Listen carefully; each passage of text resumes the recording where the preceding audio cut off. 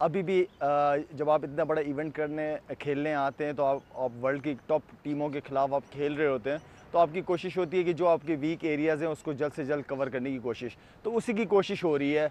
मैं ये नहीं कहूँगा कि हमारी तैयारियाँ 100% हैं, हाँ उसके क्लोज़ है, लेकिन ये है कि आपको इस इतने बड़े इवेंट के अंदर 100% आपकी तैयारी होनी चाहिए पूरी, इसलिए कि दूसरी टीमें मौका नहीं देती। आजकल क्रिकेट बहुत ज़्यादा फास्ट हो गई है, तो मैं ये समझता हूँ कि जो एरियाज़ हैं, चाहे वो बैटिंग में हो, बॉलिंग में हो या फील्डिंग में हो, उसको जल्द से जल्द हमें कवर करना चाहिए। सबसे सख्त मुकाबला कौन सी टीम से एक्सपेक्ट कर रहे हैं आप?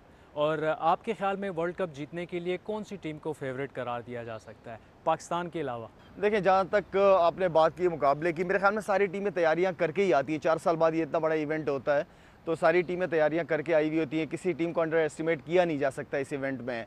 काफ़ी हिस्ट्री पीछे है, अपसेट्स बहुत बड़े-बड़े टीमों को हराया गया छोटी टीमों ने, तो आप किसी को अंडर एस्टिमेट कर नहीं सकते। जहाँ तक आपने पाकिस्तान के अलावा की बात की है, तो आप पिछले रिकॉर्ड्स अगर आप देखें ओवरऑल, तो ऑस्ट्रेलिया बहुत अच्छा परफॉर्म कर रही है, न्यूजीलैंड बड़ी अच्छी टीम एक बन के सामने आई है, और साउथ अफ्रीका आप कह सकते हैं ये अच्छी टीमों में से हैं।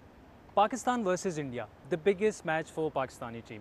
वर्ल्ड कप की तारीख में अभी तक आप इंडिया को हरा नहीं सके, क्या इस बार ये हो सकेगा और क्या रेडी है टीम आपकी? अब टीम को रेडी नहीं है तो रेडी तो होना पड़ेगा और आई थिंक नो डाउट बहुत बड़ा मैच है, और हमेशा से एक पाकिस्तान इंडिया के मैचेस हमेशा ऐसे हुए हैं कि लोग एंजॉय करते हैं, देखना पसंद करते हैं। जो क्रिकेट नहीं भी देखता वो भी देखना शुरू कर देता है।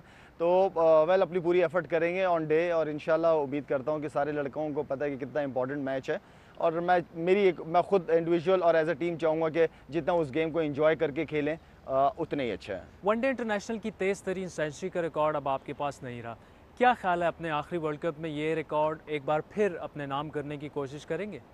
नहीं, ऐसे कुछ सोच के बंदा कोई रिकॉर्ड बनाने की कोशिश नहीं करता। हाँ, आपकी ख्वाहिश होती है, आप चाहते हो कि ऐसा हो, लेकिन आप ये नहीं कह सकते कि मैं आज ये करके दिखाऊँगा। लेकिन ये था कि अल्हम्दुलिल्लाह 17 साल मेरे पास वो रिकॉर्ड रहा, 18 साल मेरे पास वो रिकॉर्ड रहा, बहुत बड़ी बात थी, बहुत ऑनर की बात थी मेरे लिए, और मैं ये समझता हूँ कि अपनी परफॉर्मेंस से, चाहे वो किसी भी शेप में परफॉर्मेंस हो, जितनी भी परफॉर्मेंस हो, वो टीम के काम आए। पाकिस्तान की बॉलिंग पेस अटैक हो, स्पिन अटैक हो, दीगर टीमों के मुकाबले में कमज़ोर दिख रही है।